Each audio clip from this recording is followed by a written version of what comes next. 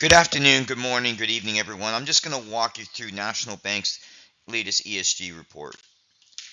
Here's my agenda. I'll talk a bit about National Bank. I'll get more in the ESG reporting and just get some more insight around the overall ESG process as you're facing this as part of your. Right now, it's voluntary, but we're seeing more and more mandates around the world that ESG is starting to grow in terms of the mandates by each country.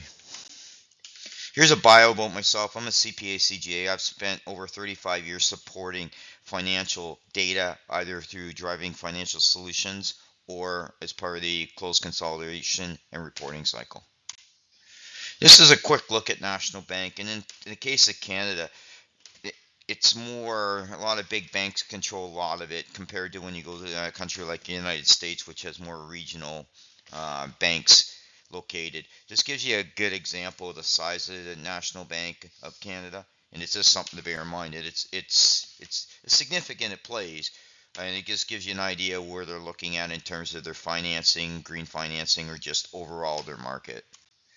This gives you an idea of the shareholders. You can see at the time of this presentation video that the shareholder value is almost up 3% at the time when I did this.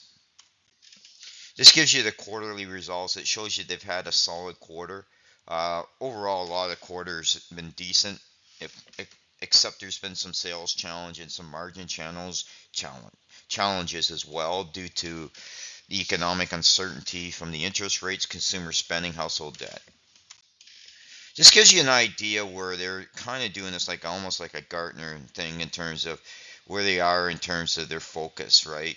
Most organizations, you hear a lot of focus around emissions, but the social and governance area are just as critical, as well as other aspects of the environmental side, which can be water management, waste, energy management, even facilities. With the National Bank, they're leasing their own facilities, so they have energy requirements in there. That's part of them managing the energy, as part of the overall waste management, water, and all that they're looking at. So this gives you some good examples of their priorities, right?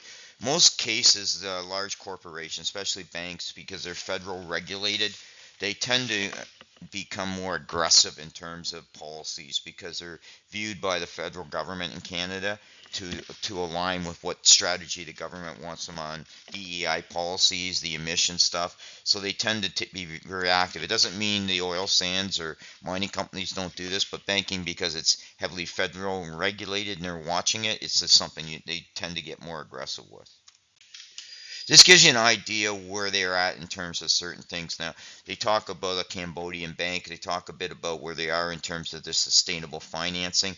The big issue with sustainable financing is it's targeting stuff like funding like wind, solar, lithium energy storage. All that part of it is part of the net zero transition.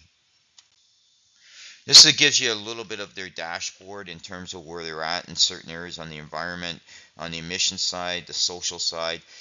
In most cases with banks, when I was with other large corporations, they have stringent business conduct rules that they have to sign off on every year. They're also looking at the makeup of their board in terms of the DEI and diversity in that board, and we'll see that in the next slide. As you can see here, they're looking at basically their governance and boards. Now, the criticality right now is there's been a lot of organizations that are backpedaling their own DEI. I think it's really about pivoting around resources and making sure that you're aligned with the corporate strategy, as well as the education programs, working with university training facilities, because the criticality of changing the makeup of the board is the skill set now.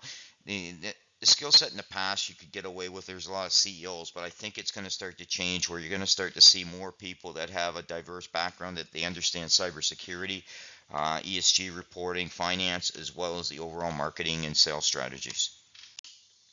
Now, I can't overemphasize over the next few slides that companies like National Bank, pulling a report together that's comprehensive, really requires different data sets. And that can be structured, unstructured, or semi-structured data. And pulling it together is the criticality. Now, a lot of cases Excel's used for part of it, but in a lot of cases you're starting to see them map into a reporting solution because of the challenges. Plus they also need to have audited capabilities because the board liability and the certification around all the climate policies is becoming more and more prevalent now. And especially with ISO standards, you're starting to see that more. And it's getting that data together and streamlining that process because any sort of reporting cycle regulatory takes time to process it, especially when you have to validate the data. And that's what this all this stuff is doing. It's giving you the strategy, it's giving you the commitments, and then it's basically talking about partnering. With the bank particular case, there's a lot of emphasis around greenwashing. So banks need to give you a lot more insight into that area in terms of the validity of what their posting is and how that's tied back. Because a lot of people look at ESG reports, is there fluff in it? How much of it's been audited? And the criticality right now is we have SG1 and SG2 standards, but most cases their focus is on the emission side. Over time, there's going to be more driving to energy management. It'll be water management, facilities, workforce planning, and the overall governance side, and will be criticality stuff that will have more standards around. And you can never have, when you talk with ESG, without really talking about how it fits in terms of the view the consumers have of your organization. More and more consumers are looking at your ESG policies as part of driving their decisions whether or not they'll buy from your products or certain things. So it's something that it's becoming part of your brand management, and it's something to consider when you're developing your policies and reporting on it. Right now, in most cases, these organizations are reporting on an annual basis, but to drive the metrics down on a consistent basis, they have to become part of the operation and management reporting cycles, and they have to change that culture that it's compensation's tied to it, but it's also pushed down from the senior management level down to all the operational people. Because at the end of the day, if you're going to drive the success on any sort of ESG policy, it still comes back to the data and the metrics, but it also comes back to buy-in from all levels of an organization and across geography. So it's really critical when you're developing your policies that you basically do it. I also envision there'll be more committees where you normally have an audit committee. You're starting to see cybersecurity committees. You also start seeing an ESG committee as well. Here's some additional information about me. If I can assist you in your journey, I've been working with ESG and clean energy solutions and technology for well over 20 years, and I've seen the evolution of it.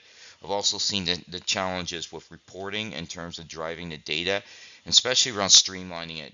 Generative AI in general can help with this process, but you're still going to need like an ESG control blueprint, the part of mapping this out to do your proper testing of that. Thank you.